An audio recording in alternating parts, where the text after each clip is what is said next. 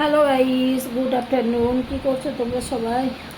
আমার শরীরটা ভালো নেই, তবু শরীর ভালো না থাকা সত্ত্বেও ঘরের সমস্ত কাজ করতে হয়েছে।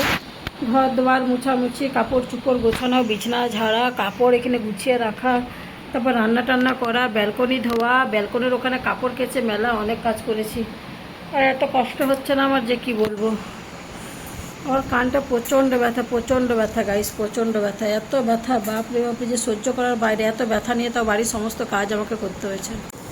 আজকে আমি লাইভে আসতে পারবো না, দেখেছো কারণ ফুলে গেছে, পুরো এদিকটা পুরো ফুলে গেছে। আর ব্যথা যেন আমি থাকতে পারছি না।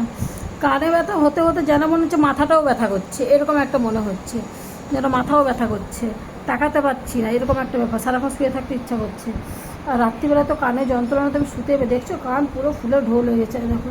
তারপরে এরকম হালকা ধরতে পারছি না, এরকম ধরলেই ব্যথা করছে, দেখেছো, ধরলেই ব্যথা করছে। আরে কবে যে কানটা আমার ঠিক হবে বুঝতে পারছি না। কানের পাতাটা না এইভাবে মুচড়ে দিলে একটু আরাম লাগে, কিন্তু ব্যথা করে। আর দেখেছি এদিকটা পুরো ফুলে গেছে। আজকে আমি লাইভে আসতে পারবো না, ঠিক আছে, কানটা আমার ভালো হোক, তারপরে লাইভে আসবো, কিন্তু ভিডিও আমি প্রত্যেক দিন ছাড়বো। তো গাইস ঠিক আছে, টাটা বাই। আমি আর বেশি কথা বলতে পারছি না, প্রচণ্ড মাথা ব্যথা করছে। হ্যাঁ, আজকে লাইভে আসবো না, ঠিক আছে, তোমাদের সঙ্গে আড্ডা দিতে পারবো না।